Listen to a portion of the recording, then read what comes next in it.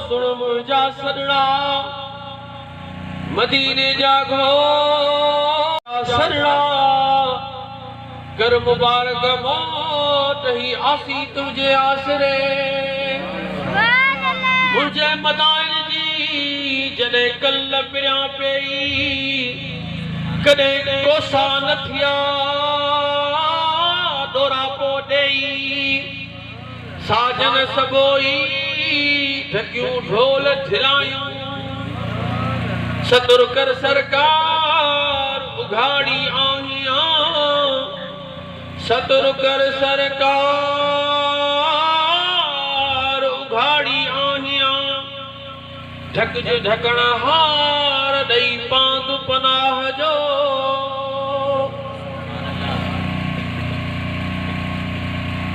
हम दूसरा का बात मुझा वाजिबुल एहतराम मुअज़्ज़ज़ मोहतरम दोस्तों हुजूर जा आशिको मुझे मदीने वाले मीर जा मेहमान छो त ही असां ई तहां दुनिया जे के वडेरे के अमीर के सियासी समाजी बल्कि के सईद पीर जी महफिल में कोन ये आका अल इस्लाम जी महफिल में आया है तमाम हुजूर जा मेहमान असी हुजूर जा नौकर सब गजी मदीने वाले साईं जो जिक्र करदासीं इंशाअल्लाह। आका अल इस्लाम जी फरमायो जेको शख्स मुते कम अज कम 3 दफा दुरूद पाक पढ़ंदो क़यामत जे ॾींहुं उनखे मुंहिंजी शफ़ाअत नसीब थींदी। सुभान अल्लाह। हुजूर असांजे सुस्तनि खां वाक़िफ़ हुआ भई बेअमल कमज़ोर ये घणा वज़ीफ़ा कंदा कोन इनखे नंढो वज़ीफ़ो ॾियां त क़यामत में मुंहिंजी शफ़ाअत खे नसीब थिए। अॼु ड्यूटी उहा गॾिजी अदा कंदासीं ऐं जेको दुरूद पाक पढ़ण महफ़िल जे बरकत जे ख़ातिर का बि ज़बान ख़ामोश न रहे ज़रूर न कि ॾाढे पढ़ो पर ज़बान का बि ख़ामोश न रहे। अस्सलातु वस्सलामु अलैका या रसूल अल्लाह अस्सलातु वस्सलामु अलैका या हबीब अल्लाह अस्सलातु वस्सलामु अलैका या रहमतल लिल आलमीन व अला आलिका व अस्हाबिका अजमईन। प्यारा मुसलमान भाइरो मुझे मदीने वाले साईं सल्लल्लाहु अलैहि वसल्लम जिन जो इरशाद पाक है जेको शख्स हर रोज 100 दफा दुरूद पाक पढ़े तो अल्लाह सही मलाइकत को कुन फरमाइनो मलाइको इन जे बिनी अख जे दरमियान में लिखी छडियो त ही मानू मुनाफिक खां आजाद है त जहन्नम खां आजाद। सुभान अल्लाह। असां तहां के को सर्टिफिकेट है स्कूल में पढ़दा है मैट्रिक में हुंदो आ सर्टिफिकेट प्राइमरी जो सर्टिफिकेट हुंदो बाबा चाल चल चंगी भले अपाला केड़ा हो लेकिन तो चंगू ही चंगी वाह पर हुजूर फरमाइंदा कि दुनिया के मास्टर जो सर्टिफिकेट थी तो मुझे 100 दफा दुरूद पाक पढ़ तो के एडो सर्टिफिकेट अता फरमाइंदा को विञाइबो कोन पन्नो तो विञाइबो नहीं तो पेशानी जे दरमियान में लिखियो तो कहां विञाइबो जने खड़ी भी रहे अल्लाह जा मलाइका फरमाइंदा त हिन जे त बिनी अखिन जे दरमियान में लिखियो तो ही तो जहन्नम का आजाद है ये मुनाफिक का आजाद है। जो मदीने वालो साईं सल्लल्लाहु अलैहि वसल्लम जो आशिक हुजूर जो गुलाम बने उम्मती 100 दफा 2 मिनट को लगदा 2 मिनट तमा टाइम अंदाजो लगाए तमा तजुर्बो करे दिसो 2 मिनट को ता लगन मिनट में 60 सेकंड 2 मिनट में 120 सेकंड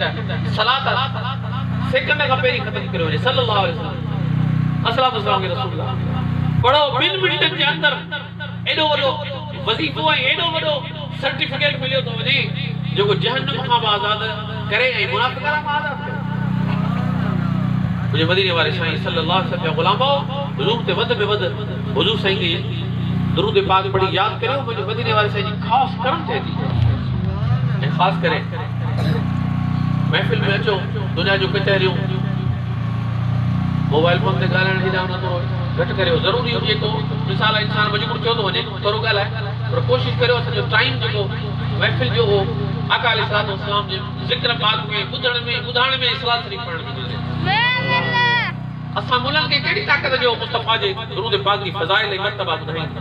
क़यामत जे ॾींहुं मदीने वारा साईं जॾहिं तोते पंहिंजे भाकुर में विझी जन्नत में विझंदो न वरी सोचंदे आऊं क़िस्मत घणी आऊं आहियां मुंहिंजा अफ़ाल छा मुंहिंजा किरदार साईं तव्हांखे ख़बर आहे त असांजा अफ़ाल कहिड़ा आहिनि सभिनि खे सुझनि पिया पर हुजूर ते दुरूद पाक पढ़ो इहो अहिड़ो वज़ीफ़ो आहे जेको मदीने वारो साईं सल्लल्लाहु अलैहि वसल्लम जे पंहिंजे भाकुर में आणींदा हुजूर क़यामत जा ॾाढा ॾुखिया मरहला ॿुधाया ॾाढा ॾुखिया मरहला आहिनि साहब राज़ कयो या रसूल अल्लाह इन क़यामत वारे सख़्त मरहले में केर बचंदो का छा हूंदी साईं फरमायो हूंदी मुंहिंजे मथां हूंदी सुभान अल्लाह भला ॿियो साईं फरमायो जेतिरो ज़्यादा दुरूद पाक पढ़ियो हूंदो ओतिरो मुंहिंजे वेझो जेतिरो मुंहिंजे वेझो हूंदो ओतिरो जहन्नम जे बाहि मां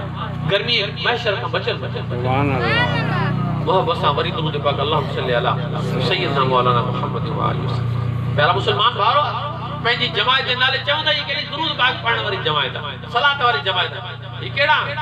असांजे इश्तिहारनि जे जलसे जे इश्तिहार जे मथां अस्सलातु वस्सलामु अलैहि रसूलुल्लाह आलिम जे किताब ते पहिरीं अस्सलातु वस्सलामु अलैहि रसूलुल्लाह अज़ान खां पहिरीं अस्सलातु वस्सलामु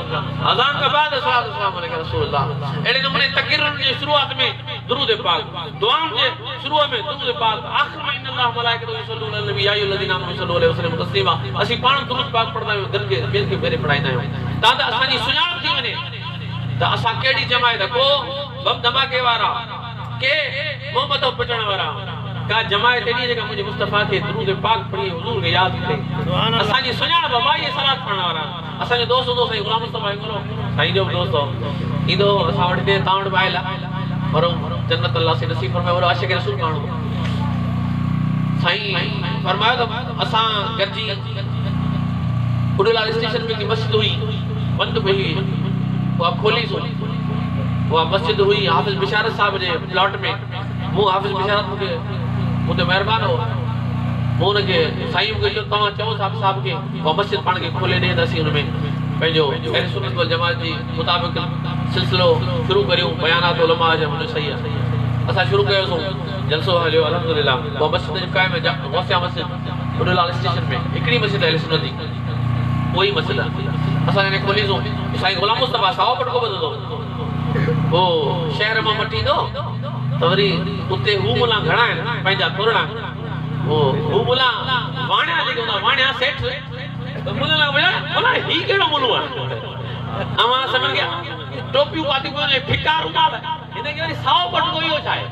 जी कोन सुणी जी न वाणन के चाहे बोलू ये सलाद पढ़ा वाली जमायत सुभान अल्लाह अल्हम्दुलिल्लाह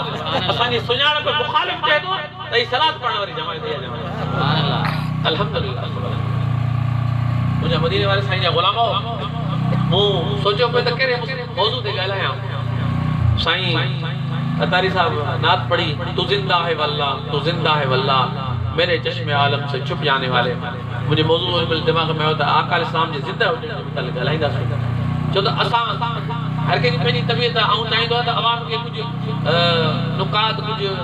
दलीलूं ॾेई वञूं रुगो शेर पढ़ाए ऐं रुगो कहाणियूं बुज़ुर्गनि जूं न अखियुनि ते पर जेकॾहिं असां वटि क़ुरान ऐं हदीस हूंदो त असां अल्हम्दुलिल्लाह असांजो ईमान क़ुरान हदीस मां साबित आहे त असीं चाहींदासूं असांजो अक़ीदा क़ुरान हदीस में जेकॾहिं मौजूद आहिनि त असीं उन्हनि ते माना साबित कदम रहूं असां पंहिंजे अक़ीदे खे हेठि छो आणियूं अल्लाह जा वली अखियुनि ते असांजो नूर आहिनि पर मुखालिफ के के ना बाबा फलाने बुजुर्ग चयो है वो तो बुजुर्ग के मने ही कोने तो उन जे जेड़ो वो दलील मने तो असि दलील को हादियो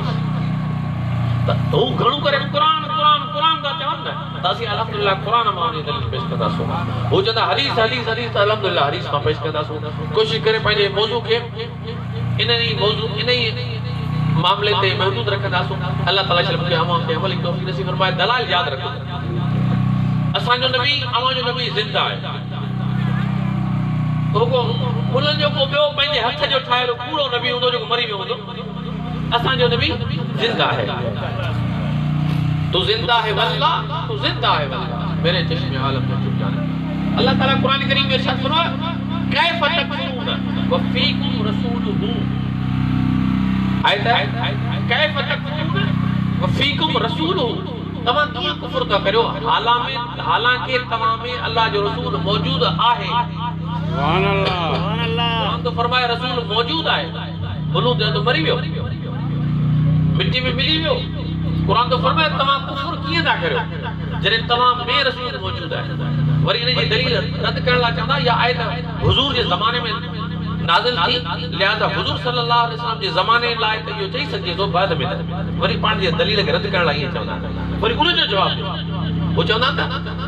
इहा आयत हुजूर जे ज़माने लाइ, पहिरीं न मुंहिंजो क़ुरान कहिड़े ज़माने सॼी क़यामत ताईं लाइ या हुजूर जे ज़माने लाइ?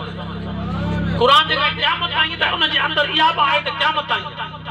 ऐं अल्लाह तो फरमाए कैफ़ तकफुरून, तव्हां कीअं कुफ्र था करियो हालांकि तव्हां में रसूल मौजूद आहे। जेकॾहिं नबी सल्लल्लाहु अलैहि वसल्लम जी ज़िंदगी जो इनकार था करियो त पोइ कुफ्र करण जी इजाज़त मिली वेंदी। जो अल्लाह फरमाए तव्हां कीअं कुफ्र था करियो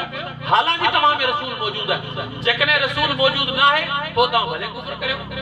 माना मुखालिफ माना इहा थींदी न, तव्हां कीअं था कुफ्र करियो हालांकि तव्हां में रसूल मौजूद आहे। माना रसूल मौजूद हुजण करे कुफ्र न करियो, जेकॾहिं रसूल मौजूद कोन्हे पोइ तव्हां कुफ्र को तव्हांजी मर्ज़ी, त पोइ असांखे इजाज़त मिली वेंदी कुफ्र जी। ऐं अल्लाह फरमायो कैफ़ तकफुरून, तव्हां कीअं था कुफ्र करियो जॾहिं कुफ्र करण जी इजाज़त कान्हे, मना आहे त पोइ नबी पाक सल्लल्लाहु अलैहि वसल्लम खे इहो मञियो पोइ हुजूर असां में ज़िंदा मौजूद आहे। हिकिड़ी आयत ॿी आयत अल्लाह तबारक व तआला मुहम्मदुर रसूलुल्लाह सल्लल्लाहु अलैहि वसल्लम वल्लज़ीन मअहु अशिद्दाउ अलल कुफ़ार, मुहम्मद अल्लाह जो रसूल आहे। सूरह फतह जे अंदर 26 सिपारे मुहम्मदुर रसूलुल्लाह, मुहम्मद अल्लाह जो रसूल आहे। कुरान तो फरमाए तो मोहम्मद अल्लाह जो रसूल आहे ऐं मुल्क तो चवे न कोने। आकाए इस्लाम जी माना प्राइमरी मास्टर ॿारनि खे पढ़ाईंदा आहिनि।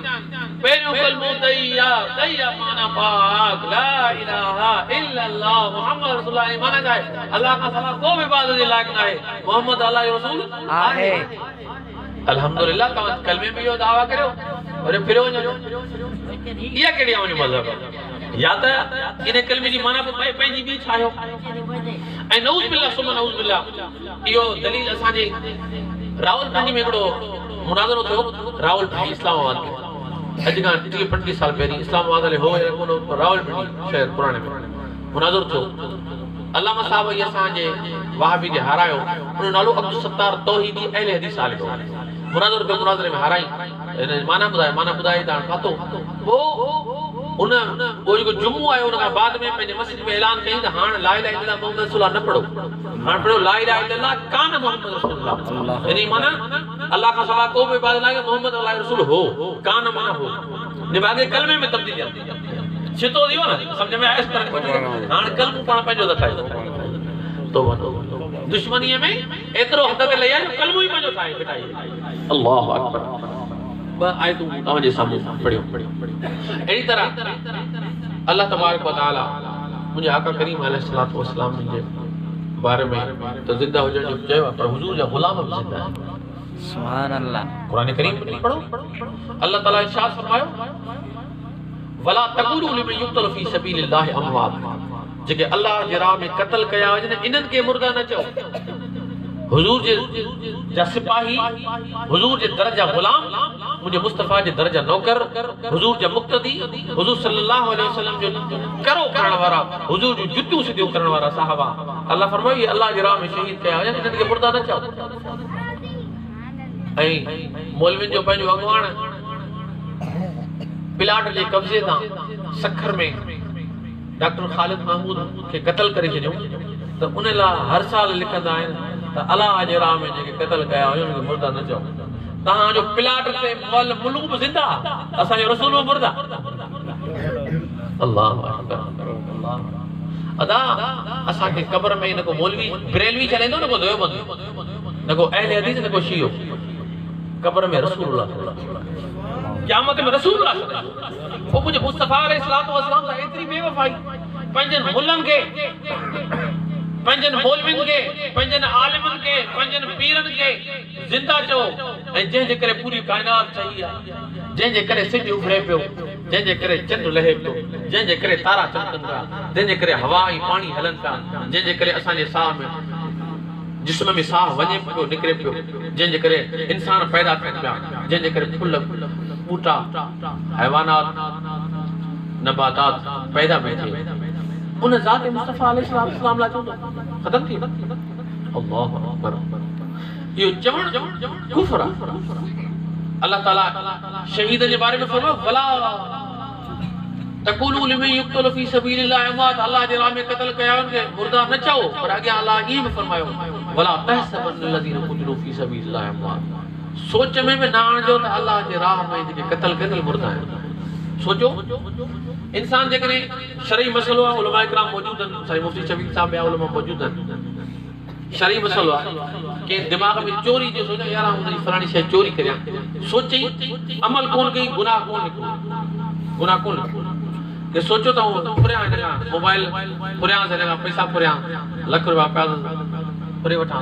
पर फुरे ई कोन, गुनाह कोन हुनजी ऐं दीवार फलांगियां हुनजी इज़तुनि में हथ विझां, खुदा न ख़ास्ता ज़िना जे बारे में ख़्याल आहे, पर जेसिताईं कई कोन तेसिताईं मलाइका लिखंदा कोन। अल्लाह ताला माफ़ करे हुजूर जी उम्मत। पर शहीदनि जे बारे में अल्लाह फरमाए ए मुंहिंजे महबूब जा गुलामो, शहीदनि जे बारे में सोचिजो बि न त इहे मोल ना सोचनि ते पाबंदी। जॾहिं हुजूर जे नौकरनि जे अॼु बि हुजूर सल्लल्लाहु अलैहि वसल्लम जो उम्मती इस्लाम लाइ पंहिंजे मुल्क पाकिस्तान लाइ इंडिया लाइ जो बॉर्डर ते जंग थो करे, कश्मीर जे बॉर्डर ते जंग थो करे ऐं शहीद थो थी वञे, उलमा इकराम उन लाइ बि आयत पढ़नि था त उहो बि अल्लाह जे राह में क़त्ल थियल आहे। इन त रुगो अॻूणा जंग थिया न, इहो कानून क़यामत ताईं हलंदो। जेको मुस्लमान अल्लाह जे रज़ा जे ख़ातिर इस्लामी मुल्क जे लाइ फौज सां सरहद पंहिंजे मुल्क जे सरहद ते काफ़रनि सां विढ़ंदे शहीद थी वञे, उहो बि ज़िंदा आहे। जॾहिं उहो ज़िंदा आहे त पोइ जेको काइनात जो सरदार आहे, जेको अल्लाह जो महबूब आहे, जंहिंजे करे काइनात ठही, जंहिंजे करे जन्नतूं दोज़खूं ठहियूं, उन मुस्तफ़ा करीम अलैहिस्सलातु वस्सलाम खे मुर्दज। अल्लाहु अकबर। प्यारा मुसलमान भावरो, तो हुजूर सल्लल्लाहु अलैहि वसल्लम जिंदा, पर हुजूर जा गुलाम भी जिंदा। अल्लाहु अकबर। हज़रत सैयदना मौला कायनात शेर खुदा रज़ी अल्लाह तआला अन्हु फरमाइन था तो हुजूर सल्लल्लाहु अलैहि वसल्लम जे कब्र मुबारक ते आऊं आयस हुजूर जी बारगाह में सलाम पेश करण जे लाइ। तो किताब तफसीर जलालैन अहले तशी खां अलावा शियन खां अलावा अहले हदीस देवबंदी बरेलवी टई आलम ये पढ़ाए को पंहिंजे शागिर्द खे पग ॿधाईंदा, जेसि ताईं इहो किताब नथो पढ़े उहो आलिम ई कोन्हे। उन तफसीर जलालैन में लिखियल आहे त हज़रत अली साईं फरमाइनि था त आऊं महबूबन करीम अलैहिस्सलातु वस्सलाम जे कब्र मुबारक ते वेठो आहियां ऐं सलाम पियो पेश करियां। हिकिड़ो बहिराड़ी जो माण्हू उठ ॻाए आयो ऐं उठ मस्जिद नंढी हुई, परियां ॾिसां पियो उठ ॿाहिरि बीहारियो, उते छॾे ऐं तकिड़ो तकिड़ो आयो हुजूर साईं जे कब्र मुबारक खे। तॾहिं हींअर जाली लॻियल आहे, हिते ॾियल ईअं कोन हुई, ठली कब्र हुई, पर हुजूर जे कब्र खे भाकुर पातो, भाकुर पाए रोण अर्ज़ पियो करे या रसूल अल्लाह, अल्लाह कुरान में फरमायो त अवी पंहिंजे जान ते जॾहिं ज़ुल्म करियो, पंजू सिपारो वलो अन्नहुम इज़्ज़लमू अनफुसहुम जाऊका फस्तग़फिरुल्लाह वस्तग़फर लहुमुर रसूल लवजदुल्लाह तव्वाबुर रहीम। ए ईमान वारो, तव्हां पंहिंजे जान ते ज़ुल्म करियो त नबी जे दरबार में अचो, उते वेही अल्लाह खां माफ़ी मांगो त अल्लाह साईं वो रसूल बि अव्हां लाइ सिफारिश करे, पोइ अल्लाह साईं गुनाह माफ़ फरमाए। उते हज़रत अली फरमाया आऊं ॾिसां पियो, वो पियो चवे साईं अल्लाह कुरान में ईअं फरमायो त तुंहिंजे दरबार में तुंहिंजे दरबार में आयो हाणे माफ़ी वठण थो, हाणे तूं रब खे अर्ज़ कर अल्लाह साईं मूंखे माफ़ करे, मां मुंहिंजा गुनाह ॾाढा आहिनि, मूंसां अलाए कहिड़ो हाल थींदो क़यामत में। ओ मदीने वारा साईं तूं करम फरमा। हज़रत अली फरमायो मुंहिंजो दिलि चयो त हिनखे परे कयां, मुंहिंजे मुस्तफ़ा अलैहिस्सलातु वस्सलाम जी अज़मतूं आहिनि। हुजूर साईं जी कब्र मुबारक दुनिया जे आम माण्हू जी कब्र कान्हे त भाकुर पाइजे ॻाल्हाइजे, वात जी का लुआब थुक लॻे, इंसान जा हथ पलीत कहिड़ा हुजूर साईं जी कब्र मुबारक लॻनि न। मूं दिलि चयो पर मुंहिंजो अलाए साईं जी नाराज़ न थियनि, हुजूर ॼाणनि, पाण गुलाम ॼाणे, आका ॼाणनि, साईं असां सभु गुलाम आहियूं। सुभान अल्लाह। हज़रत अली फरमायो इहो रोंदे रोंदे अर्ज़ करे थोड़ी देर खां पोइ हलियो वियो, पर हज़रत अली जो फरमायो ख़ुदा जो कसम मूं पाण उहे लफ़्ज़ ॿुधा हुजूर सल्लल्लाहु अलैहि वसल्लम जिन पंहिंजे कब्र मुबारक में फरमाया कद गुफ़िर लक, अल्लाह के तोखे बख़्शे छॾियो। अल्लाह सुभान अल्लाह। वाह मदीने वारे साईं हाणे इहो मुअल जवाब ॾींदो मुअल जवाब ॾींदो न सही कतई कोन कॾहिं अल्हम्दुलिल्लाह सुभान अल्लाह हुजूर त हुजूर आहिनि बल्कि असां जो अक़ीदो आहे साह वञे थो वञो पर कब्र में वरी हर माण्हू जो बाक़ाइदे साह मोटायो वेंदो हर माण्हू मुसलमान त ठहे काफ़िर जो मोटायो वेंदो उन जूं अखियूं कम कंदियूं उन कन कम कंदा उन ज़बान कम कंदी सभु उन सां मामला थींदा मोटाए हदीस में हुजूर फरमायो ॿ फ़रिश्ता ईंदा मुनकर ऐं नकीर हर जनाज़े खे उथारे ॿुधाए त तुंहिंजो रब केरु आहे काफ़िर चवंदो हयात ला अदरी हा मूंखे का ख़बर कान्हे अफ़सोस मूंखे का ख़बर वरी पुछंदा तुंहिंजो दीन कहिड़ो आहे हयात ला अदरी मूंखे का ख़बर कान्हे ऐं अफ़सोस मूंखे का ख़बर कान्हे ऐं दुनिया में महिरबानी मूंखे छॾियो मूंखे ख़बर कान्हे वरी उन खां पुछो वेंदो त हुजूर साईं जी ज़ात ॾेखारे हिन खे सुञाणींदो वाह हिन खे सुञाणींदो हींअर नंढा ॾिसी मोचड़ा ॾिसी छा थो चई न जॾहिं जीअरो हुई तॾहिं छा चवंदो हुई हींअर त लक्ष्य होणी चवंदे आदी मुंहिंजो साईं ईअं न जॾहिं जीअरो हुई तॾहिं छा चवंदो हुई अल्लाह अकबर हुजूर फरमायो जॾहिं इहे सवाल कंदा पोइ मुनाफ़िक़ चवंदो ला अदरी का ख़बर कान्हे पर मुसलमान पहिरें सवाल ते मुंहिंजो रब अल्लाह मुंहिंजो दीन इस्लाम ऐं हुजूर जे बारे में चवंदो हीअ हुआ रसूलुल्लाह इहो मुंहिंजो रसूल आहे अल्लाह हाँ ॿुधायो मौलवी पाण चवंदा फोटू करणु जाइज़ कोन्हे फोटू करणु जाइज़ कोन्हे मना पर फोटू कहिड़ो उलमा इकराम में फरमाइनि जेका तस्वीर ठाही वेंदी हुई पेंटिंग ठाही वेंदी हुआ अॼुकल्ह जे मुताबिक़ जेको आहे कैमरा इहो अक्स आहे जिन जाइज़ करार ॾिनो पर के अञा ताईं आलिम जेके मना कनि था पर मजबूरी आहे छा करियूं लेकिन हज ते वञणो त पासपोर्ट ठाहिणो पवंदो पाकिस्तान में रहणो त इशराती कार्ड ठाहिणो पवंदो फोटो जी ज़रूरत पए थी इम्तिहान ॾियणा पवंदा पर मजबूरी हालात मुआफ़िक़ आलिम ने इजाज़त ॾिनी मजबूरी दुनिया में न ईअं असीं न कंदासीं फोटो कढंदासीं त हली मजबूर आलिम इजाज़त ॾिनी पर हूअ शरीयत में हुजूर मना फरमायो हाँ ॿुधायो हुजूर पाण मना फरमाई हुजूर जा मलाइक फोटो खणी ईंदा आहिनि जॾहिं क़ब्र में पुछंदा तूं हिन जे बारे में छा थो चई हिन जे बारे में छा थो चई छा हुजूर जो फोटो पाईंदा जेकॾहिं चवे थो त इहो रसूल आहे फोटो जे बारे में तो काफ़िर थो थी वञे छो त फोटो खे रसूल चवणो कोन्हे रसूल खे चवणो कोन्हे फोटो खे चवंदो त काफ़िर थी वञे त हर काफ़िर हुजे मुसलमान हुजे मोमिन हुजे मुनाफ़िक हुजे पंहिंजो हुजे परा हुजे हर माण्हू जे क़ब्र में रसूलुल्लाह सल्लल्लाहु अलैहि वसल्लम पाण मिसली सूरत सां तशरीफ़ फरमाईंदा सुभान अल्लाह ऐं मलाइक उन खां पुछंदा न ॿुधाए त केरु आहे मुसलमान मोमिन चवंदो त हुआ रसूलुल्लाह इहो जो महबूब मदीने वारो साईं अल्लाह जो रसूल आहे पर काफ़िर चवंदो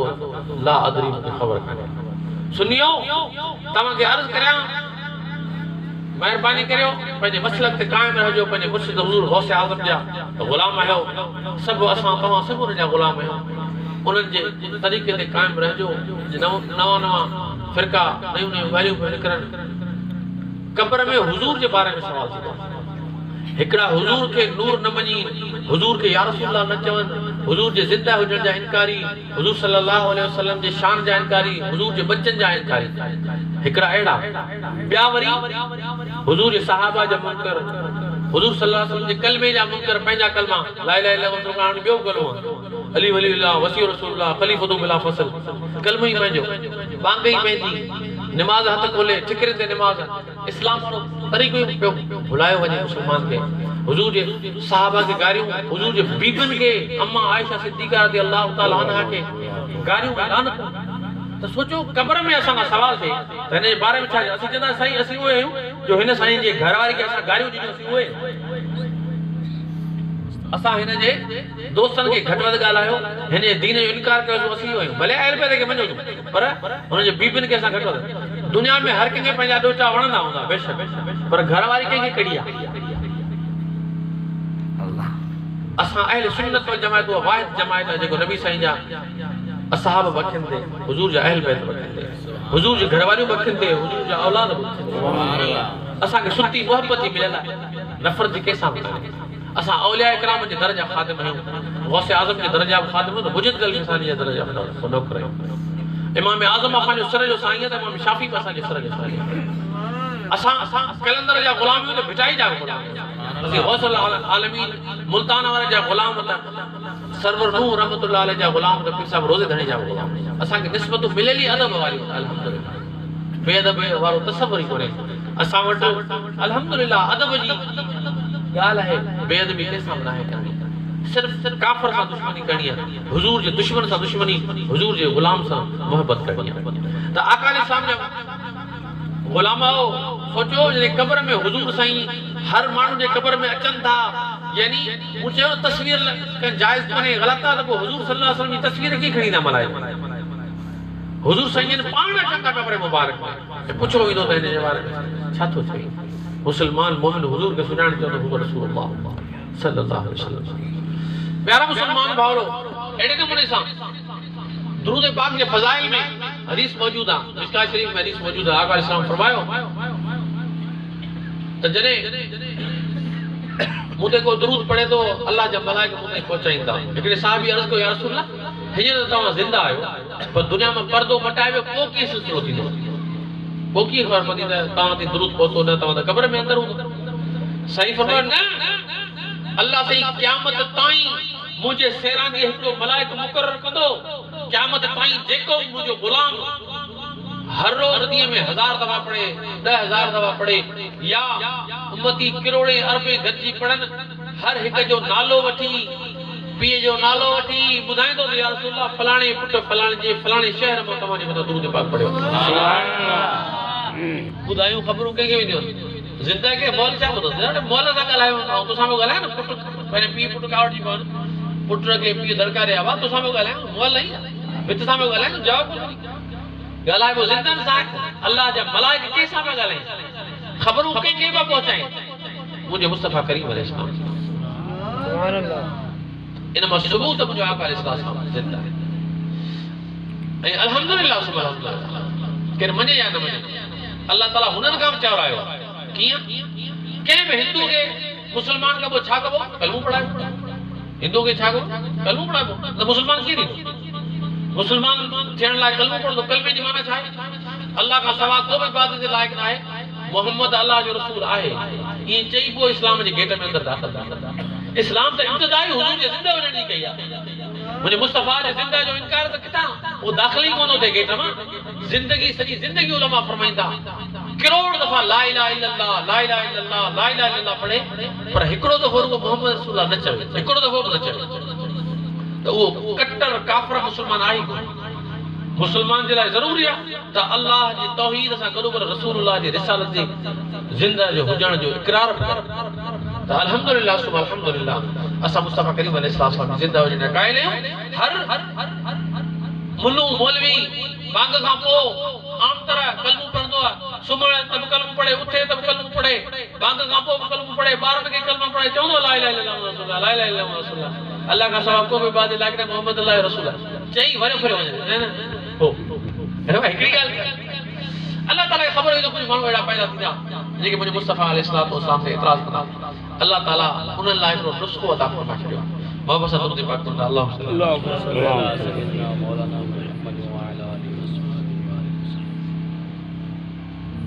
बांग असांखे अल्लाह से अता फरमाए बांग बांग में छा था चओ अल्लाहु अकबर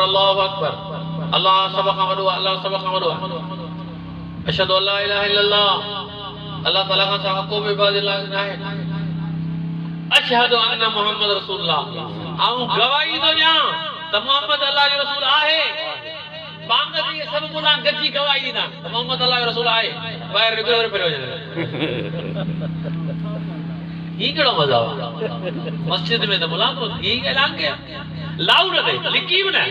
लाउड दे अशहदु अन्ना मुहम्मद रसूलुल्लाह हेॾे सुर आहिनि भला हेॾी ॻाल्हि की कलमो हुजूर जे वरी ज़िंदा जो इनकार कई खुदा असां सुन्नत खे ॿुधाए त दुनिया वारो ए सुनियो तव्हां मुंहिंजे मुस्तफा अलैहिस्सलातु वस्सलाम जे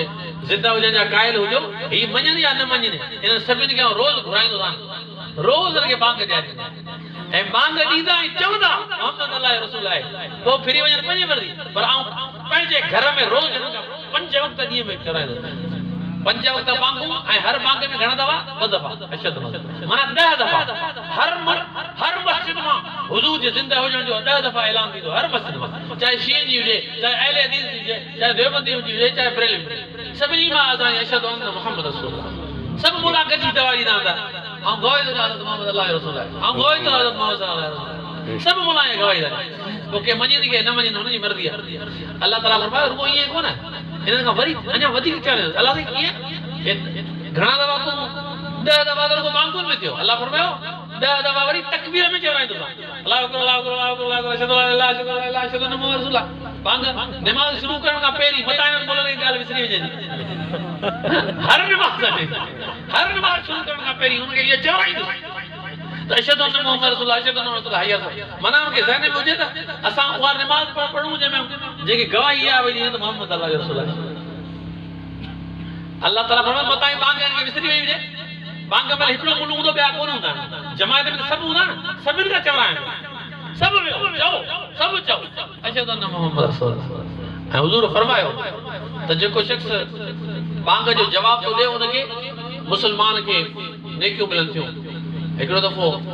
हुजूर सल्लल्लाहु अलैहि वसल्लम फरमायो जो मुअज्जिन है अज़ान तो दे अल्लाह की रज़ा जे ख़ातिर वो जने गुजारे वने मुसलमान मोमिन गुजारे वने कब्र में रखियो वने अल्लाह जी रज़ा जे ख़ातिर दी हुई मरी वने क़यामत ताईं कीड़ो उन जिस्म के चक कोन हणो या हुजूर गारंटी अदा फरमायो त जेको मुसलमान अल्लाह जी रज़ा जे ख़ातिर बांग दे ऐं गुजारे वने बांग क़यामत ताईं जेड़ो हूंदो कब्र मां एड़ो उथंदो न को मिट्टी के ताकत जो उन जिस्म के खाई सके न को वरी कीड़े मकोड़े के भटू ऐं भला के जो उन चक वणी सके न जेड़ो आहे एड़ो वाह मुअज्जिन तुझो मक़ाम वरी हुजूर फरमायो क़यामत दी मुअज्जिन उथंदा तो जो गिचू बेन का वडियो सुणा छो अल्लाह फरमायो इन मुंजो नालो बुलंद कयो त अज इन जी इज्जत आऊं क़यामत में बुलंद हुजूर साईं ये शान बुधाया मां ने ये हदीस बुधियो आयो साईं वदो या रसूल अल्लाह तो बुधाया अजान की हेडी फजीलत है हेडी फजीलत है हेडी फजीलत है असा मां ने के बांग देने की इजाजत ही काने मां बांगू वो मर्द वे दे या तो असा के मोकल ले असी बांगू नो या तो वरी असा ला को मेहरबानी दे साईं फरमायो आणी ये करियो बांगो बांगो दीदो तवा घर में वेही वो सागे लफ्ज हुजे अल्लाह अकबर तमाम जो अल्लाह अकबर आस्ता ये ना विंगा दे हो अल्लाह ये को दियो आस्ते अशहदु अल्ला इलाहा इल्लल्लाह चवी खत्म करे तवा अशहदु अन्न मुहम्मद रसूलुल्लाह खत्म करे तवा अशहदु ये मुकम्मल बांग दियो पर हय्या अल सलाह हय्या अल फादे ला हौला वला कुव्वता इल्ला बिल्लाह साईं को असा के केड़ो सवाब दो साईं फरमायो लख नेकियों अल्लाह से कहता सुभान अल्लाह हर एकड़े लफ्ज के बारे में लख नेकियों मिलंदियों साहब या औरतों हुजूर का महफिल बुधी घर वयो मुर्सन के चयो ता जो में मौजूद हिकड़ो बांगा तो ने उनके सवाब मिलदा असा जी हर माई के नबी से इजाजत दी है अभी भई बांगू दियो अल्लाह देवा के लख लख एकड़े अखर के बदले में बांग में 15 अखर अल्लाह से 15 लख नेकियों करा अमा के वर में एकड़े के मौजूद के मिलदियो असा हर एकड़े के मिले वरी साहब या रसूल अल्लाह माई वसा खरी वे असारो मर्द में एकड़ो जो मौजूद बांग तो उनके सवाब दो बेन के मिलदो असा माइन के 15 लख नेकियों असा के एकरी ना आई पंज बांधियो 15 75 लख और पंज बांध में रोज जवाब नहीं 75 लख नेकियों उनके मिलंदियों एकड़े दी में असा के कुछ न मिले ये न करो भाई असा ना करो साईं फरमायो मर्दो अमी बांग जो जवाब दीदो जी हु चवे तो उनन के एकड़ो लख तम के 2 लख ने मिलंदो सुभान अल्लाह वरी मायो सही उनन के असा के लख लगे 2 लख साईं फरमायो अल्लाह ताला मर्दन ला मेहरबानी के बसाने से मत रहो माइन के वली होंदी है ना तजस्सुस 80 मना बेगा घट न रे पर तबा गाना बजाना इंदा खास करे शादी में डॉलर ईदा घर में हो भले 12 रुपए ला गीला क्यों दे कौन दी दो गाने के उनके दे दीजिए पैसा ला वाला माफ करियो औलाद मस्जिद जे भला 10 रुपया करूंदा वो मस्जिद वा असा ने बोला जे के ने बदावनी वगैरह पाण संभाली जे के ने बोलावनी मस्जिद के असा जा पर जे के मंगणार जो डॉलर पोतो कोने मां जाले किथा पैसा निकला अल्लाह हिदायत दे उनन के लिए खुदा के घर में पैदा करे अल्लाह अकबर प्यारा मुसलमान भाइयों गाल मेरी हुजूर सल्लल्लाहु अलैहि वसल्लम जिंदा अल्लाह ताला खबर हुई त ये मुनकर इनकार कंदा अल्लाह फरमाए सभिन का चवराईंदो हां सब बांगो तो बांग दे सर को जवाब दे सभी को यो चए बे अशहदु अन्ना मुहम्मद रसूलुल्लाह गवाही दे मोहम्मद रसूलुल्लाह अल्लाह ताला फरमायो रुगो बांग में न रुगो इकामत में न पर मुजा मुसलमानो याद रखो इन मुलन का नमाज में न चवराए तो मु रब जो रब नालो अल्लाह दी वो की है अल्लाह फरमाए सजी नमाज मुकम्मल करे अत्तहियात पढ़दा अत्तहियातु लिल्लाहि व सलामतु व तय्यबात चवना अस्सलामु अलैका या ओ मुजा नबी तो दे सलाम तो ते सलाम मुझे हुजूर के जिंदा मजनू पौंदो चवंदो ऐं न चवराए मूंखे दे रुगो ये ने वरी क्या चवराईंदो अशहदु अल्ला इलाहा इल्लल्लाह व अशहदु अन्ना मुहम्मदन अब्दुहु रसूलुहु उते नबी साईं जी गवाही ॾियारी रुगो ये ने वरी अॻियां दुरूद पढ़ाईंदो अल्लाहुम्मा सल्ली अला मुहम्मद व आलि मुहम्मद कमा सल्लैता अला इब्राहीम व अला इब्राहीम इन्नका हमीद अल्लाहुम्मा बारिक अला मुहम्मद व अला आलि मुहम्मद कमा बारकता अला इब्राहीम व अला अत्तहियात जे अंदर चार दफा हुजूर साईं जो नालो थो अचे घणा दफा चार दफा केड़ा पहिरी अस्सलामु अलैका अय्युहन नबी हिकड़ो दफो सही वरी अगे आयो अशहदु अल्ला इलाहा इल्लल्लाह व अशहदु अन्ना मुहम्मदन अब्दुहु रसूलुहु वरी दुरूद इब्राहिमी अल्लाहुम्मा सल्ली अला मुहम्मद व आलि मुहम्मद न बल्कि चार दफा ही हो जाए अल्लाहुम्मा सल्ली अला मुहम्मद व अला आलि मुहम्मद ब दफा कमा सल्लैता अला इब्राहीम व अला इब्राहीम इन्नका हमीद अल्लाहुम्मा बारिक अला मुहम्मद व अला आलि मुहम्मद कमा बारकता अला इब्राहीम व अला इब्राहीम अल्लाह ताला केतरा दफा रुगो अत्तहियात जे अंदर हुजूर से नाला तो बताए असि हुजूर जो नातो पढ़ो माण्हू शिरक का रब तारीफ रुगो अल्लाह जी तारीफ अल्लाह जी जो खालिक है जो मालिक और नमाज अल्लाह जी अल्लाह से में सा छो तो दुरूद पढ़ाए रब दे इकरार करे न दे आड़ी नमाज एडी दी जे में नबी का सलाम पे पढ़ाए नमाज एडी नबी साईं जी शहादत जी गवाही बुझाए नमाज एडी जे में मोहम्मद आले मोहम्मद ते मतलब दुरूद पढ़ने जो हुक्म कयो दस इब्राहिम आले इब्राहिम ने मतलब हुक्म कयो दस और एतराज करो रब दे एतराज करो रब एडी नमाज दे ना तो कोन पढ़ो दिनी तो पढ़ो ना अभी का बी नमाज छायो वाला 1400 साल के अनाम को करे खाइना अल्लाह अकबर हुजूर जी जिंदा हो जने गवाही प्यारा मुसलमान भारो उन खाइला दारुल उलूम देवबंद जने ठयो उन्हें ठहण का पो जिता देवबंद की बुनियाद पे इंडिया में शहर है देवबंद उते ज़रबे मोमिन जी अखबार है ज़रबे मोमिन कराची में छपजंदी है उनमें मु पाण पढ़ियो ऐं बेन किताबन में आलिमन वो फोटो कढाई अल्हम्दुलिल्लाह लगाई हेरा पे किताबन में लिखियो था महमूद हसन देवबंदी चयो ताऊ जने पढ़ंदो उस मदरसे दारूल देवबंद में मुके सबक घट याद थी मु पंहिंजे उस्ताद खां पुछो उस्ताद चयो अवाइदा वठी एकड़ा 7 कमरा आहिनि ऐं उनजो विरांडो ठहियल उते जी चई तू हिते वेही सबक याद कर तो सबक याद थी महमूद हसन देवबंदी जो मां उते विदो मु साल थी मुके सबक याद उते आऊं पढ़ंदो मुके सबक याद थी मु पंहिंजे उस्ताद खां पुछो उस्ताद मदरसो तो सब मदरसो अल्लाह जो हो मदरसो ही मदरसो हिनन 7 कमरन में तवा छो हुकुम कयो त महमूद हसन देवबंदी के चयो उस्ताद गाली आए त जने दारुल देवबंद जो बुनियाद विदो पियो त कासिम नानूतवी के हुजूर सल्लल्लाहु अलैहि वसल्लम ख्वाब में आयो फरमायो कासिम तू असा जे दीन जी खिदमत छो को करी असा जे दीन जी खिदमत के मदरसो कायम कर तो सही आऊं खिदमत करया हां मदरसो किथे करया नबी सही आया नबी सही पंहिंजी लठ मुबारक सां निशान खड़ी दे पाण फरमायो हिन जाय ते मदरसो कायम कर ऐं हिते बार के पढ़ाए मुझे दीन जी खिदमत कर आलिम बन महमूद वो मौलवी तो चाहे महमूद हसन जो उस्ताद था सुबह जो ॾिठो त उते निशान मौजूद हो उते असां 7 कमरा ठाहियासीं अॼु बि ॿारनि खे सबक यादि न थिए त उते वेही यादि कंदो यादि थी हाणे इन हिकिड़े मसइले जे अंदरि कई सवाल ख़बर असांजा मसइला हल थी विया कहिड़ा हिकिड़ो इहो मसइलो थियो त हुजूर साईं खे ख़बर आहे त देवबंद में महमूद हसन देवबंदी रहे थो कासिम नानूतवी रहे थो या हुजूर खे ख़बर आहे हिकिड़ो कब्र में हलियो वियो हुजूर साईं के दुनिया में वफ़ात के थिया न अॼु खां 1430 साल 1441 हले पियो सन 11 हिजरी में हुजूर हिन दुनिया में विसाल कयो त 1441 में 11 कट बाक़ी 1430 हुजूर जे वफ़ात की 1430 साल थिया ऐं महमूद हसन देवबंदी ऐं कासिम नानूतवी के मरण के शायद 150 साल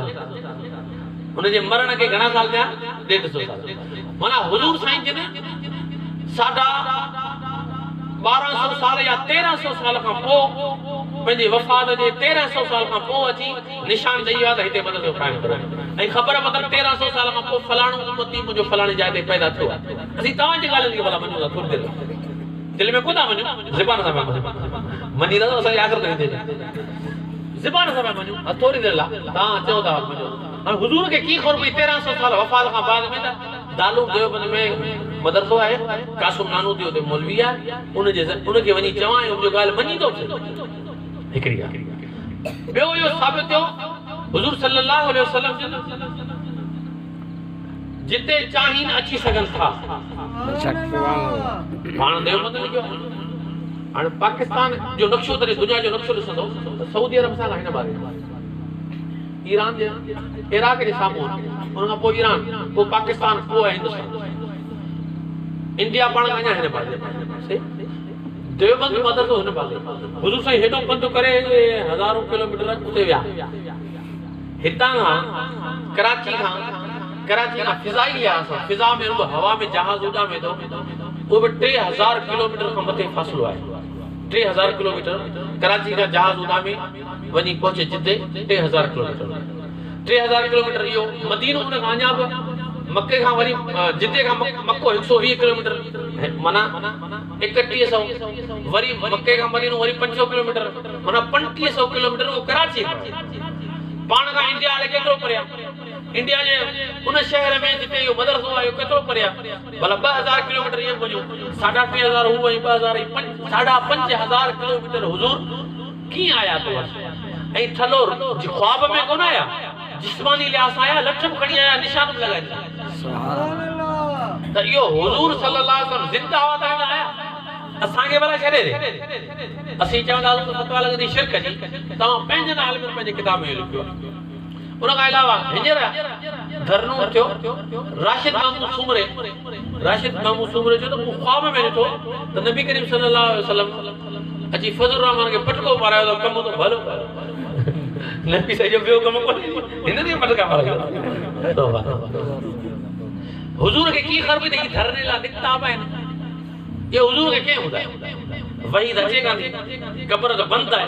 अंदर या नको को फेसबुक का नको नेट जे जरिए बुधाए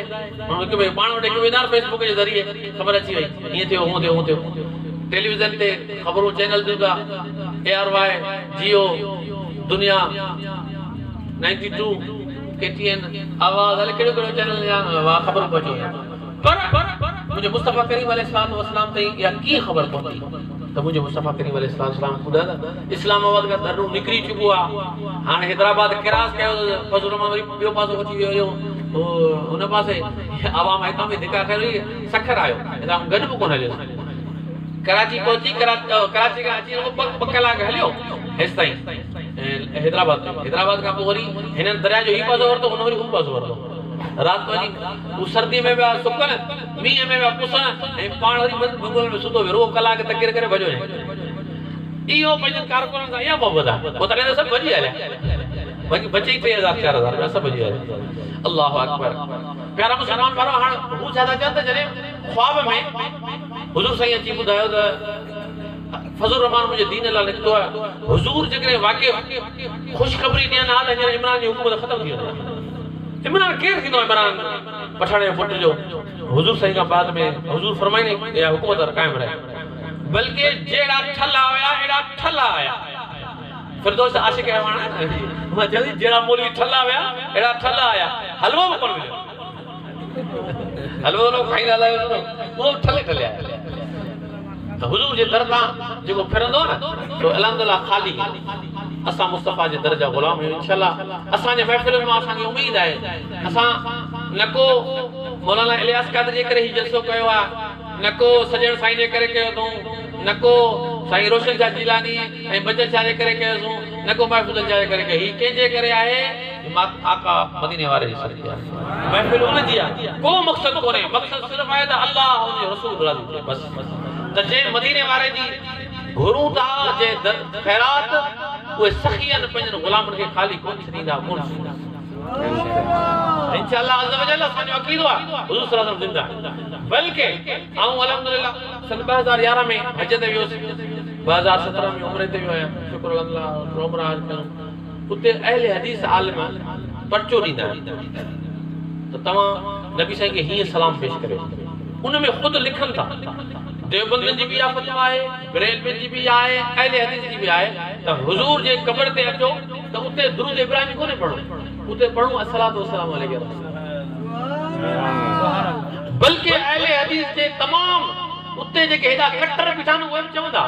कुलू हा होदा अस्सलाम वालेकुम या रसूल खुदा जी ज़ात जो कसम आहे मूंखे मरी खुदा जी के जवाब ॾियणो मूं पाण बि उन जा लफ़्ज़ ॿुधा चऊं हा होदा रसूल कुलू हा होदा रसूल कुलू अस्सलातु वस्सलाम अलैहि हिन जागे हुजूर सैया हिन जागे बि अस्सलातु वस्सलाम अलैहि बल्कि हींअर कुझु ॾींहं पहिरियों यूट्यूब ते ऐं फेसबुक ते या वीडियो वायरल थी जॾहिं इमरान ख़ान वियो मदीने हींअर कुझु ॾींहं पहिरीं वियो त उते जा मुला पिया चवनि फज़ल रहमान इमरान ख़ान खे भई पठाण हुन जाइ ते हिकिड़े पठाण ते ॿियो पठाण नालो इमरान ख़ान खे चवनि त हिन जाइ ते बि चओ अस्सलातु वस्सलाम अलैहि रसूलल्लाह अस्सलातु वस्सलाम अलैहि पठाण हुन चेहरे खे ख़बर ई कान्हे हुनखे ख़ातम नबीयीन नालो कोन अचे फज़ल रहमान हिनखे इमरान ख़ान खे बात में परे रोटी भाई नालो फज़ल रहमान माना इमरान ख़ान खे ख़ातम नबीयीन जो नालो कोन अचे सल्लल्लाहु अलैहि वसल्लम सही कोन अचे कॾहिं गौर सां ॿुधजो मुल्क जो वज़ीर ज़मान सल्लल्लाहु अलैहि वसल्लम सही नथो अचे एड़ो कोई जट वेठा हाले कहिड़े असां जे अमलनि जी सज़ा आहे अल्लाह ताला एड़ो जाय लिखो असां खे चयो अचे प्यारा मुसलमान भाउरो मुंहिंजो हुकूमत ते एतिराज़ करण मक़सद कोन्हे हुजूर साईं जे लफ़्ज़ जे लाइ चयमि ऐं हुनजो ॿियनि पॉलिसियुनि ते कोन एतिराज़ करे हू ॼाणे हुनजो कमु ॼाणे पर मुंहिंजे महबूब जे नाले सल्लल्लाहु अलैहि वसल्लम सही चवे ख़ातमुन नबीयीन लफ़्ज़ सही चवे बसि इहो रुॻो हुनखे अर्ज़ु आहे असीं अर्ज़ु था कयूं बसि असांजो बादशाह आहे हुनजी मर्ज़ी आका अलैहि वसल्लम जे बारे में हाणे हू छा था चवनि त हुजूर ख्वाब में आया सही वरी पाण चवंदा इते या रसूल चए बि ज़िंदा गया मोहल्ले खे कोन चइबो ऐं अल्लाह जी ज़ात ई ॼाणे माण्हू कटर जिन जो ज़हन दिमाग़ ख़राब करे वञे अहिड़ा कटर ऐं पंहिंजी ॻाल्हि थो ॿुधायां ऐं मदीने शरीफ़ में हुजूर जॾहिं हज ते वियासीं हुजूर जे रोज़े अतर जे साम्हूं में मटियासूं ते सलाम पढ़णो पवंदो आहे सभु चवंदा अस्सलाम रसूल अहले हदीस हुजनि सुन्नी हुजनि शिया हुजनि सभु हुते पढ़ंदा हुननि जी फतवा भई असांजी त हुई फतवा आहे हिकिड़ो पाकिस्तान जो माण्हू हुजे उर्दू स्पीकिंग हुजे उते दुरूद इब्राहिमी में पढ़े दुरूद इब्राहिमी में पढ़े असां सां उनके बाम और टीचर मुझे नाराज ना हो आपको एक बात कहूं हाँ बोलिए जो तमाम फिरकों की तमाम उलमा की ये फतवा है कि सरकार के सल्लल्लाहु अलैहि वसल्लम के मुआजा शरीफ हुजूर के चेहरे मुबारक के सामने जब आदमी गुजरे तो अस्सलातु वस्सलाम अलैहि रसूलुल्लाह पढ़े और आप सिर्फ दुरूद इब्राहिमी पढ़ रहे हैं ये क्यों मुझे न्यारे घुंड विझी थी मुझे छोड़ो मेरी मर्जी में जो भी पढ़ो आप अपना पढ़ो मुझे थोड़ा दुख दियो पर मुझे हुनजी मर्जी पर मुझे मुस्तफा अलैहिस्सलातु वस्सलाम एतिरो नाराज़ है जो हुनजे पंहिंजे साम्हूं हुनखे सलाम पढ़ण जी तौफ़ीक़ नथा ॾियनि या हुजूर जी नाराज़ असांजी नाराज़ असीं कावड़जो न कावड़जो हुजूर हिन ते केतिरा नाराज़ आहिनि जो उते बि सलातो वस्सलाम अलैहि रसूल हालांकि संदुन आलिम जी फतवा आहे इख़बार जंग में कालम छपजंदो आहे ज़ुल्हज जी 9 तारीख़ 10 तारीख़ ताईं हज जे बारे में पोइ उन में अक्सर जेके कालम छपजंदा आहिनि उहे घणो करे देवबंदी उलमा जा हूंदा आहिनि सुन्नी जा बि हूंदा आहिनि पर देवबंदी जा ज़्यादा हूंदा आहिनि छो त उनजो असर रसूख़ ज़्यादा आहे ऑफिसरनि में अहिड़ा हूंदा आहिनि पोइ उन में ख़ुदि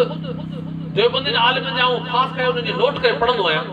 उहे सभु लिखंदा आहिनि त नबी करीम सल्लल्लाहु अलैहि वसल्लम जे रोज़े पाक ते वञो त उते अस्सलातु वस्सलाम अलैहि तबलीगी निसाब जेको तबलीग जमात वारा पढ़ंदा आहिनि दर्स जमा ॾींदा आहिनि हींअर वारो न हाणे त दुरूद वारो चैप्टर ई कढी छॾियो हींअर वारो न पुराणो उहो कढो उन में बाक़ाइदे अस्सलातु वस्सलाम अलैहि रसूलुल्लाह लिखियो अस्सलातु वस्सलाम अलैहि रसूलुल्लाह अस्सलातु वस्सलाम या हबीब अल्लाह अस्सलातु वस्सलाम या नबी अल्लाह ये दुरूद पढ़ियो ई ज़िंदा ला वेंदो मोहल ला कोन त इन ॻाल्हि जो सबूत मुंहिंजो आका इस्लाम ॾींदा आहिनि प्यारा मुसलमान भाउरो उन खां अलावा मौलवी तारिक जमील यूट्यूब ते उनजा बयान आहिनि जेका आऊं जॾहिं विज़ू में हूंदो आहियां अकेलाई में हूंदो आहियां पंहिंजे दिलि में सुकून हासिल करणु चाहींदो आहियां त उन में पढ़ंदो आहियां अस्सलातु वस्सलाम अलैहि पाण थो चए अस्सलातु वस्सलाम अलैहि रसूलुल्लाह अस्सलातु वस्सलाम ऐं तव्हां खे वणंदा जॾहिं विज़ू में हुजो अकेलाई में वेठा हुजो अखियूं बंदि करे तव्हां सम्झो नबी साईं जो रोज़ो तव्हांजो तस्वीर फोटो ॾिठल आहे तव्हां सम्झो आऊं साईं जो रोज़ो बसि साईं जे रोज़े जे अॻियां बीठो आहियां अस्सलातु वस्सलाम अलैहि अल्लाह जी ज़ात अजीब जो ज़ात जो कसम अजीब कैफियत थी दिल जी हालत बदल जो अजीब रूहानियत हासिल थी जेके असां मुल्हनि जे तकरीरनि में या गुफ्तगू में न मुझे मुस्तफा सां डायरेक्ट ताल्लुक़ रखो न या रसूल अल्लाह तुझे मना सलाम हुजूर के सलाम पेश करे त को हुजूर वरी वालेकुम सलाम जने हुजूर दीदा हुजूर जे लफ्ज़ सां जरूर हिकड़ो तो वालेकुम सलाम निकरी वने तवा यकीन जानो तवा ला कब्र आखिर में सब आसान छो सलाम की माना छा है अमा ते सलामती हुजे हुजूर फरमायो अस्सलामु अलैकुम चवण सुन्नत है जवाब ॾियण वाजिब है उलमा जे मौजूदगी में चवां तो दुनिया में वाहिद जेका सुन्नत है जो वाजिब का मकाम मथे वो ही सुन्नत है सुन्नत है पर वालेकुम सलाम चवण वाजिब है अस्सलामु अलैकुम चवण पेरी जो पेरी सलाम यो सुन्नत पर इन सुन्नत जो मकाम हुन वाजिब का मथे अकाली सलात वसलाम जिन फरमायो सलाम जो जवाब ॾियण वाजिब है हुजूर उम्मत के चवन पिया ऐं हुजूर पाण जवाब कोन ॾींदा पाण जो सलात वसलाम अलैहि रसूलुल्लाह या रसूलुल्लाह तव्हांखे सलाम हुजे ऐं पाण फरमाईंदा त सलाम जो जवाब ॾियण मथे वाजिब है ऐं हुजूर जवाब कोन ॾींदा हुजूर ज़रूर जवाब ॾींदा हुजूर जी ज़बान अतर सां हिकिड़ो दफ़ो निकिरी वञे सलाम जो जवाब यकीन समझो दुनिया में भी सलामती सलाम की माना छा है तव्हां ते सलामती हुजे दुनिया में भी सलामती मौत में सलामती कब्र में भी सलामती क़यामत में भी सलामती तव्हांजे लाइ दुआ के आम न खुद रसूलुल्लाह के तव्हांजे लाइ दुआ त प्यारा मुसलमान भाइरो उन आका करीम अलैहिस्सलातु वस्सलाम जी महफिल मल्हाइण वारो तव्हांखे मुबारकबाद हुजे यकीनन शादी जी माण्हू महफिल कंदो आहे त उमेद हूंदी आहे त पोइ आहे घोर आहे वापसि मिलंदी सुभान अल्लाह पर हिन में त कुझु कोन्हे हिन में त कुझु कोन्हे पैसा मिलंदा उड़ो मुंहिंजे पुट जी ख़ुशी भला नुक़सान कयो त मुंहिंजो कुझु आहे हिन में पुट कोन्हे हिन में डायरेक्ट रसूल सुभान अल्लाह जे मुस्तफा ते कलम पढ़े त उन जी महफिल सजाई था सुभान अल्लाह असी सब उन जा गुलाम आहियूं जे मुस्तफा जी ख़ुशी मल्हायो था असा मुल्हनि वटि उहे लफ़्ज़ आहिनि ई कोन जो असां तव्हांखे उन जी फज़ीलत जी शान ॿुधाईंदा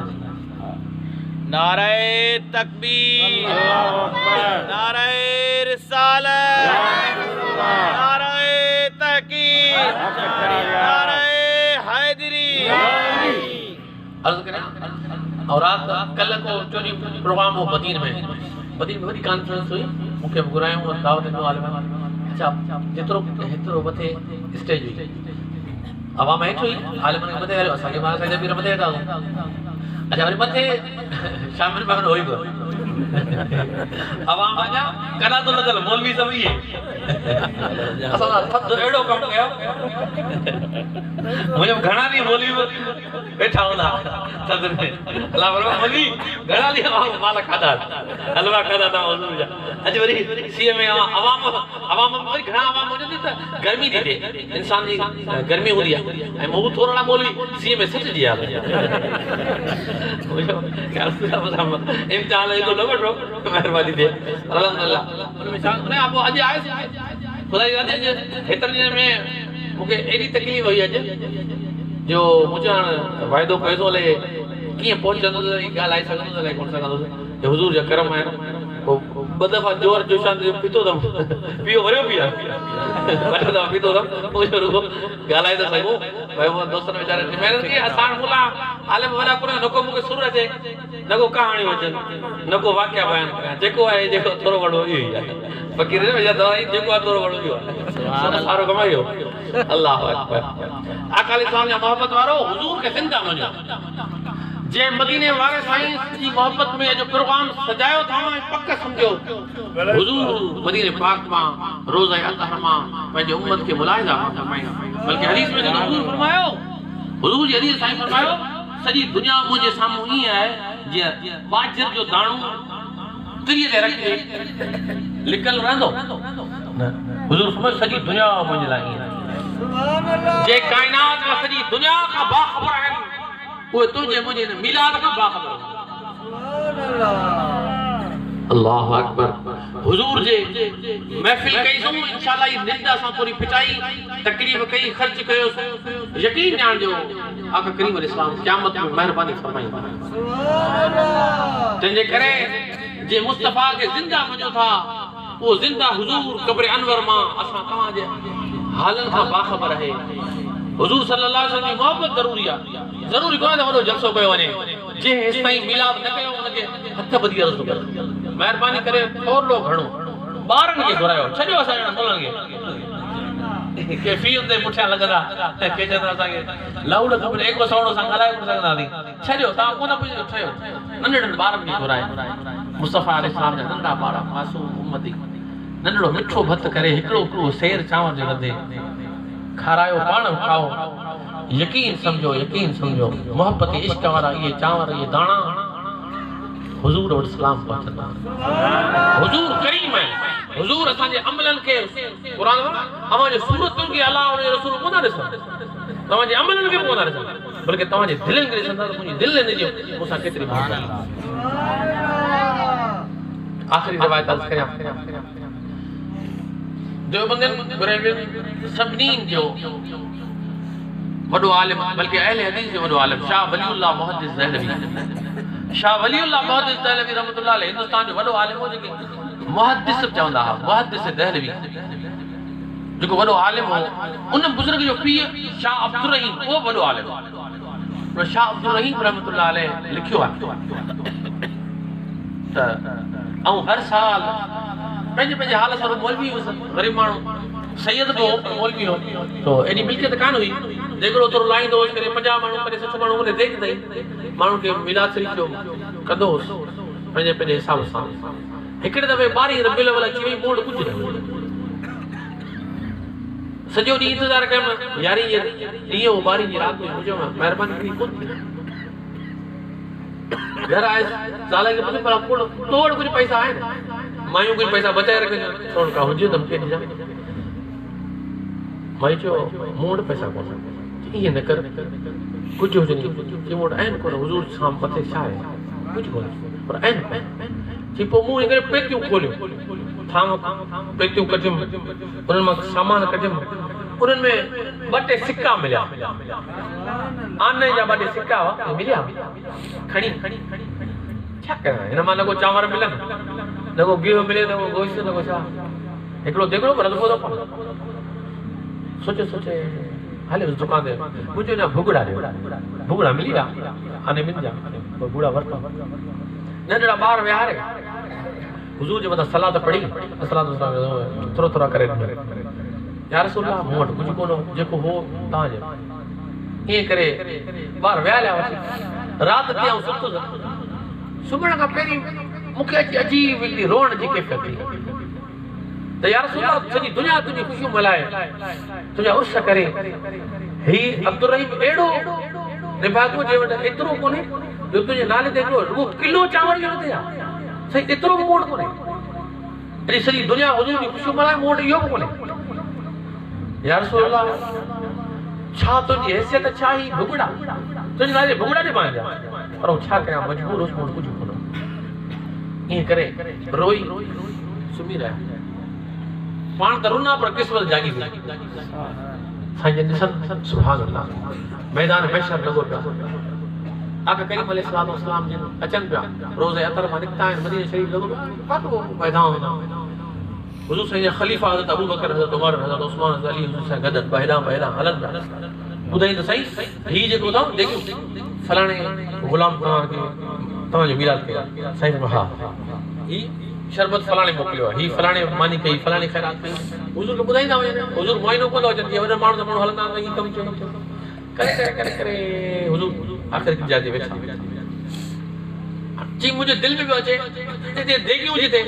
त मुंहिंजा भुगड़ा किथे यादि हुया केरु मुंहिंजे भुगड़े जो नालो वठंदो अल्लाह ऐं पंहिंजे ख्वाब में ॾिसां पियो हुजूर वेठा साईं फरमायो अब मूंखे सभिनी जो देगिड़ा शरबत मानियूं ख़ैरातूं मूंखे मां ॾेखारियूं पर मुंहिंजो अब्दुल रहीम मुंहिंजो मोहब्बत वारो उन वीचारे भुगड़ा मोकिलिया उहे किथे उहे मूंखे ॾेखारे जे हाय विसरी विया हुते खणी हुजूर वरी उहे चणा खणी खाधा देगियूं मां कंहिंजे में कोन खाधऊं उहे चणा त मदीने वारो साईं न को देगिड़ी खे थो ॾिसे न को लाउडन खे न को मुलनि मूजड़नि खे हुजूर ॾिसनि था त ग़ुलाम केतिरी मोहब्बत जी अक़ीदत थो करे ॻाल्हि इश्क जी आहे ॻाल्हि मोहब्बत जी आहे महबूब जे उम्मत जा नंढा ॿाहिरां मासूम रुगो मिठो बंदि खाधऊं न हुजूर से पहुंची वही असांजा अब्बा दादा ॾिसो सॼी ज़िंदगी कुछ करे गुज़ारे हर घर में औरत ॾींदो हींअर मिलाद शरीफ जो जलसो मखसूस माण्हू कनि था या उहे चंदो कुझु ॾियनि था ॿिया नथा कनि ईअं न करियो भले चंदो करियो न जलसे करियो बिल्कुलु करियो पर घरनि में अवांजे घरनि में छो त उलमा फरमाईंदा जे घर में मिलाद शरीफ थींदो सॼो साल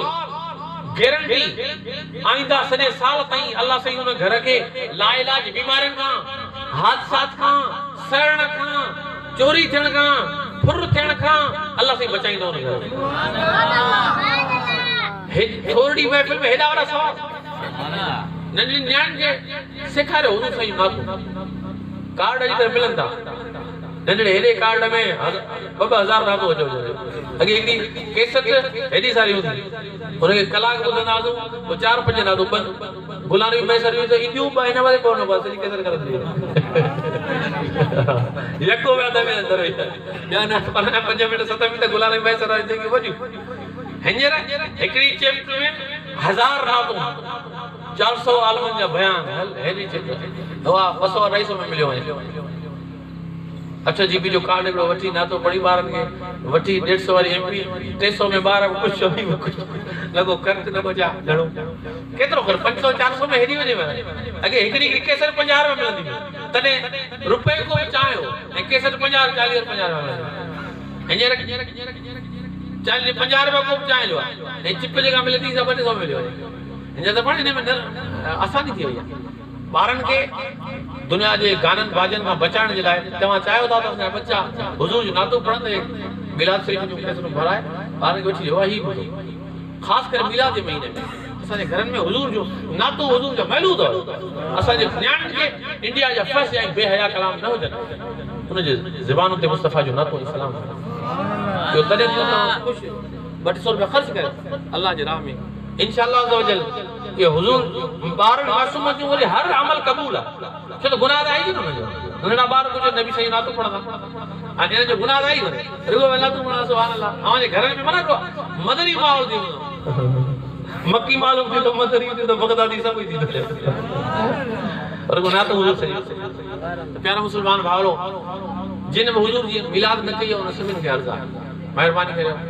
पंहिंजे घरनि में अकाल इस्लाम जो थोरो घणो ख़ुशी या चांवर रंधे ॿारनि मासूमनि खे घुराए पंहिंजे पाड़े में हिकिड़े ॿिनि घरनि खे जेको पुॼी सघो उन्हनि खे ॾेई सघो नथा कजो पंहिंजे ॿारनि खे खारायो पाड़े जो ख़्यालु रखो ज़्यादा में ज़्यादा हुजूर सही फरमायो जेको घर जो दरवाज़ो अवां वटि हिकिड़ी प्लेट आहे ऐं पाड़े में ॾियणु चाहियो था उन मां अधु ॾियो हाणे पाड़े में घर इलाही आहिनि कुझु यादो कंहिंखे ॾियो साईं फरमायो जंहिं घर जो दरवाज़ो तव्हांजे घर जे दरवाज़े सां गॾु हो हुनजो ॿाहिरि निकिरण खां पोइ पहिरियों दरवाज़ो कंहिंजो हो हुनखे ॾियो सुभाणे बे नंबर ते वरी ॿियो नंबर ते दरवाज़ो ॾिजो आहे 3 नंबर ते 3 नंबर वारे ते पोइ जेको तव्हांजे साए पासे पोइ खाॿे पासे जेको पुठियां आहे पोइ ईअं जेतिरो अवांखे ताक़त पोइ आस्ते आस्ते वधाईंदा वञे जे न त भला कुझु नथा पुॼी सघो पंहिंजे ॿारनि खे ज़रूरु हुजूर साईं जे नाले ते ख़ैरातो कंदो यकीन सम्झो जेके कर्ज़ी हुआ न कर्ज़ी उन्हनि हुजूर साईं जो मिलाद कयो उहे ढापी विया कर्ज़ लही विया मदीने वारे साईं जी महफ़िल अल्लाह साईं या उन रसूलुल्लाह कॾहिं भुख मारींदासीं हुजूर जे नाले ते ॾियूं ऐं वरी भुख भर वधीक न पंहिंजे ताक़त जे मुताबिक़ कंदा करियो जेसिताईं देगड़े जी ताक़त आहे हिकिड़े किलो जी हिकिड़ी कयो ॿिनि जी देग जी हिकिड़ी देग जी ॿिनि देगुनि जी ॿिनि देगुनि जी पर रधो सुठे नमूने सां माना जीअं आम तरह सफ़ा सादा चांवर हुजनि ईअं न हुजे चांवर सुठा ऐं रधण में टमाटा कीअं सही नमूने सां विझी जीअं माण्हू खे वणे तव्हां मुस्तफ़ा जी दावत कयो पंहिंजे हाल सां पर हुजूर जी दावत था करो ईअं न हुजे 60 रुपए वारा चांवर केरु खाए त खाई न सघे अहिड़ा न अजीब क़िस्म जो ज़ाइक़ो हुजे गियो सवा घटिया जेको 100 रुपए किलो वारो खुलियल गियो जेको खाए त माण्हू बेज़ार थी पए मानी सर ईअं न थोरो हुजे सुठी शइ जो तोहफ़ो कंहिं ज़ात खे सरदार खे सरदार जॾहिं अब्दुल रहीम जो खाईंदी बार थी तव्हांजो लुकमो जे करे खाईंदा पोइ उहो मदीने वारा साईं तंहिंजे करे अवां जे खे आख़िरी अर्ज़ जो करे ऐं हुन खां पोइ माफ़ी वठंदुसि त मूं केॾी महिल आउं सही थी रहियो न दिमाग़ असांजो को लफ़्ज़ हेठि मथे थी वियो हुन माफ़ी थो वठां अवां जी दिलि आज़ादी थी हुजे कंहिंखे ख़िलाफ़ ऐं कंहिंखे ख़िलाफ़ ॻाल्हाईंदो कोन्हे पर हुजूर जे गुस्ताखनि जे ख़िलाफ़ थोरी मिड़ी चई छॾींदो आहियां उन लाइ जेकॾहिं कंहिंखे दिलि आज़ारी ॾियां मदद थो कयां पर असल पैगाम उन्हनि जी मुखालफ़त कोन्हे असल पैगाम हुज़ूर जी मोहबत अव्हांखे ॾियणु असांजे दिलनि में हुज़ूर जी मोहबत पैदा करणु ऐं यादि रखो हुज़ूर जी महफ़िलूं ई मुनक़िद करण जो मक़सदु इहो आहे त हुज़ूर जी दिलि असां मोहबत असांजे दिलि में पैदा थिए तॾहिं थिए थी जॾहिं असीं आलिमनि खां बयानु ॿुधूं था हिन पुरफ़तह दौर जे अंदरि माण्हू सुनत रसूल ॾाढी रखनि पिया पटका पिया ॿधनि हाफ़िज़ थियनि पिया आलिम थियनि पिया हुज़ूर जे इश्क में रोअनि पिया राति जो उथी तहज्जुद पिया पढ़नि इहो कंहिंजी कोशिशि आहे आलिमनि जो त कोशिशि आहे असीं न बोलणु चाहे कोई मरी विया ईअं कोन्हे अञा लयो उभरे पियो अलाह साईं जो कानून आहे लयो उभरे पियो जेके चङा माण्हू आहिनि चङनि जी सोबत में अची माण्हू चङो थिए थो अलाह वारनि जे सोबत में यकीनन असरु आहे उहे पंहिंजे ज़बानुनि सां असांजे किरदारनि खे असांजे आमाल खे सुधारीनि था अल्हम्दुलिल्लाह पाकिस्तान में सभ खां वधीक मज़हबी माण्हू मौजूदु आहिनि वधीक बाशरा मौजूदु आहिनि वधीक क़ुरान जा हाफ़िज़ ऐं आलिम मौजूदु आहिनि सऊदी अरब में एतिरा कोन मिलंदा पाकिस्तान में मिलनि था इराक ईरान में एतिरा कोन मिलंदा पाकिस्तान में मिलनि था छा आहे जो अल्हम्दुलिल्लाह अल्लाह जे वलियनि जो असरु आहे आलिमनि जी महिनत जो असरु आहे जो हेॾे पुरसुतल दौर जे अंदरि हुज़ूर सल्लल्लाहु अलैहि वसल्लम जी सुनत हुज़ूर जो महफ़िल मिलाद हलत थियो इहो ज़हन में नथो वञे अल्हम्दुलिल्लाह न त आमदर करण माण्हू फ़क़ीर खे 10 रुपया पवंदो ॾे ऐं जो की जलसे जे ख़तर तव्हां पंहिंजे त देगुल थियो हूंदियो एको साउंड घुराया डेकोरेशन थियो अल्हम्दुलिल्लाह महिमान खे मानी इज़तूं इहे सभु इहे केरु थो ॾे अल्हम्दुलिल्लाह हुज़ूर जी मोहबत तॾहिं त तव्हांखे हिते आहे हुज़ूर जी मोहबत जे करे ई तव्हां इन जा अजर हुज़ूर पाण ॾींदा वाह